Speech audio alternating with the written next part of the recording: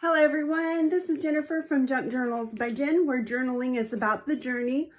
Today I'm going to go over 10 tips and tricks for working with oxide inks. Now there are probably lots more ideas out there than what I'm going to list, obviously. These are just a few of my favorites, but I would love to hear in the comments some of yours. So if you would please comment below and tell me what your favorite tricks and tips for working with oxide inks are.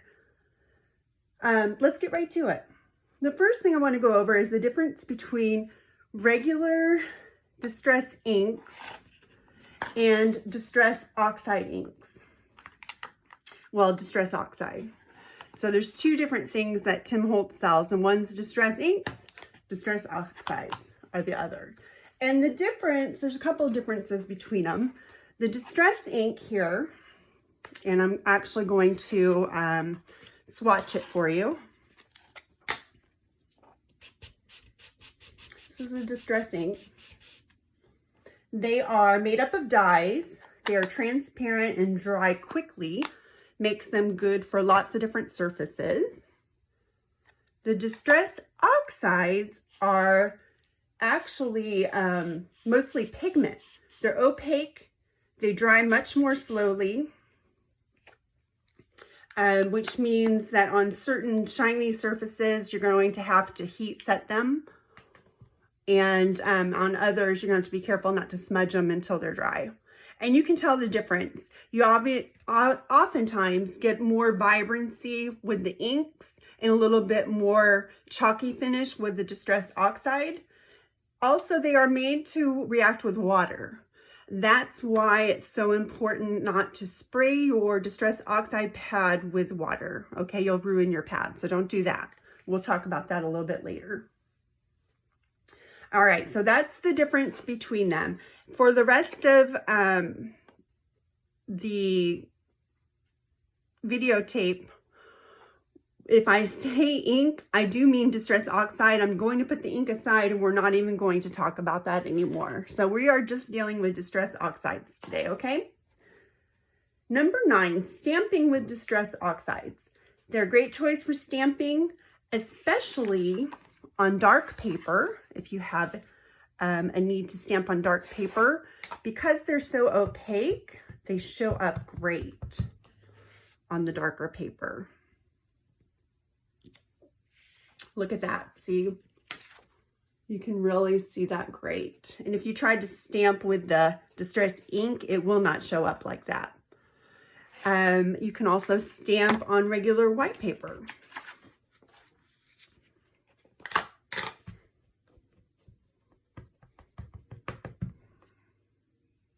Of course, you can stamp on any color paper, but I wanted to show you that you can stamp and then spray with a little bit of water for kind of a watercolory effect and let that dry, and it kind of blurs the edges, and it's a very nice watercolor aged effect that you get.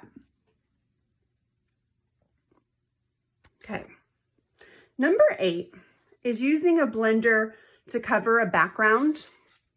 And this is a blending tool, otherwise known as a dauber. Some people call them daubers. It's a blending tool as well. And you can just take that and literally just use your blender to cover your background. Because they do dry slower, these are great to kind of blend together a little. And I'm going to take another color, maybe I've got worn lipstick here, so let's see what that does.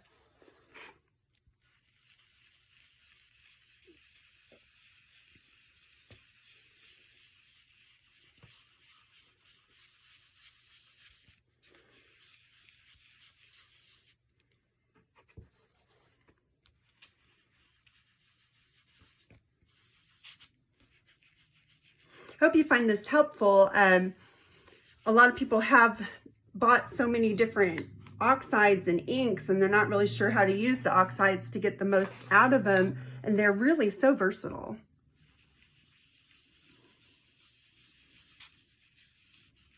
Okay, so we've got a little bit of green, pink, and purple in there.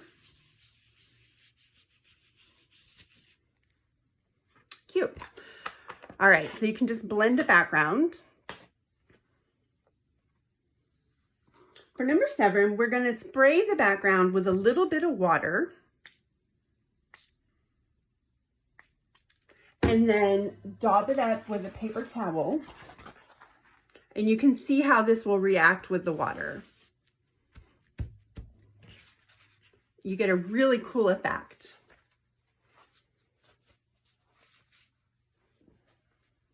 Number 6 is to use a stencil with the oxide inks.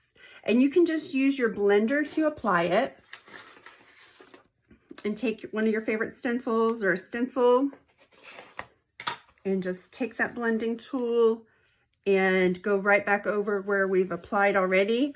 And you'll see you can layer colors with this so easily. It really builds up color. Let's see, we'll do it in a few different places.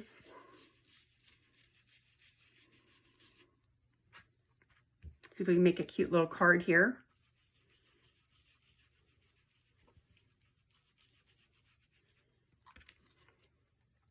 All right.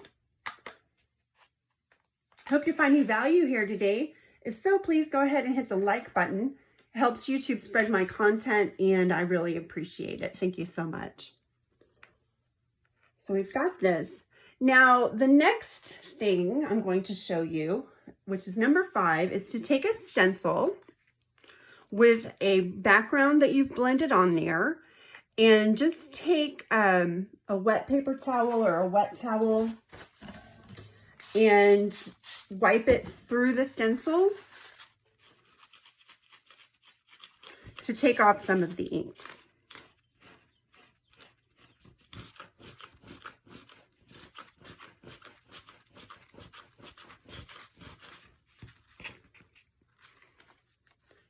Very cool effect, right? Let me show that to you a little closer up. Okay. 4th is to put it on the mat. I've got a mat right here. And what you want to do, you can use a mat or a stamping block or anything that's non-porous, and just put some of your ink down right onto it. Spray it with some water. Then take your piece of paper and just dip it right in there. Don't be afraid to try this. It gives you such beautiful results. And it was one of the things I'd see everybody else doing, but I'm like, oh, I couldn't do that.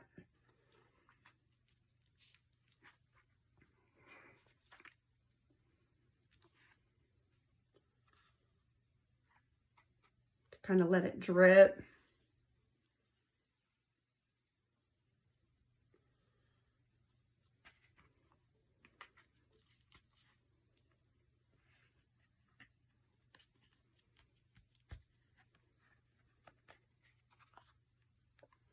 Okay, so that's one way to cover your background. And then the next thing, I'm going to get my embosser out, and we are going to emboss a piece of paper and then ink the raised portion, okay? One moment. Okay, I'm back with an embossed piece of paper. It's one I had mushed in some water, and I'm going to go ahead and clean off my mat real quick.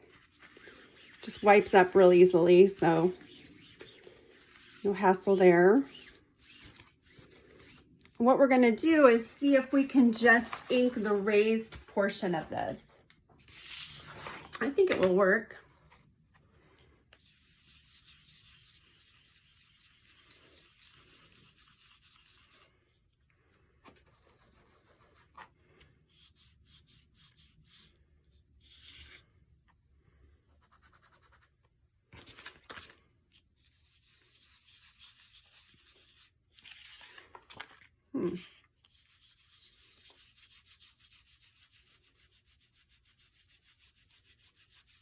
Yeah.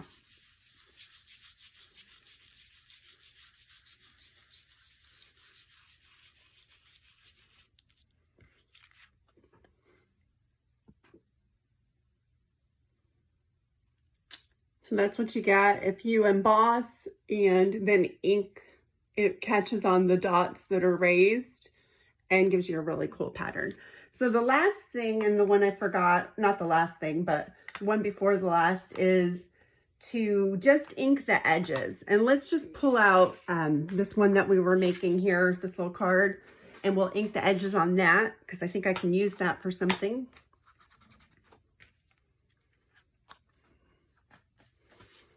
It's not the card we made. Here it is. So cute.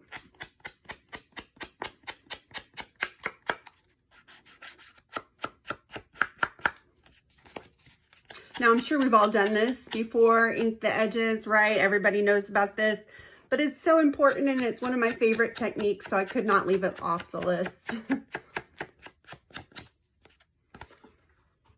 I love to ink. I like the sound it makes. Okay, there you go. Cute card. Those are some techniques. Now, the last thing I want to talk about, number 10, number 1, because we're counting down. Last, certainly not least, let's talk about re-inking your pads. Now, I mentioned earlier that these are pigment inks and are meant to react with water, so you should not be spraying them to activate them with water. The only way you should be activating them or reviving them is with the re-inkers. And this is the Distress Oxide Vintage Photo Re-Inker. There's a couple of different things you can do. You can simply take it, and my pad's actually pretty juicy right now, so I don't know how much ink this will take. But you can take it and just, you should shake it up first of all. It's got a ball in there and you'll hear it. It's really important to shake it. I can't believe I about didn't.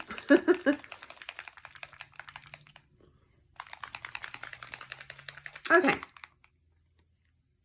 So you shake it up and you're just going to take a line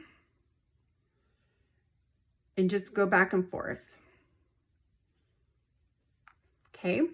Now you can also, a tip I found on YouTube was to take a card, like a key card or something, and kind of mush that into your pad.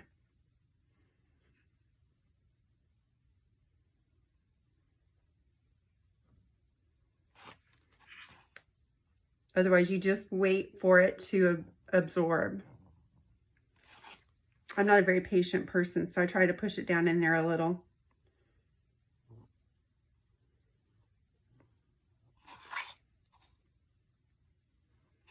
Okay, you want to get it all off that card. Make sure it's all on your pad.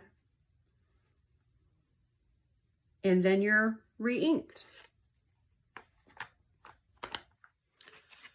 Woo! So, we covered stamping with oxides, stamping on dark things, the difference between them, stenciling, blending, inking the edges, and inking embossed. I think that's everything. Oh yeah, smushing it onto the page with water, which we've got here on this one too.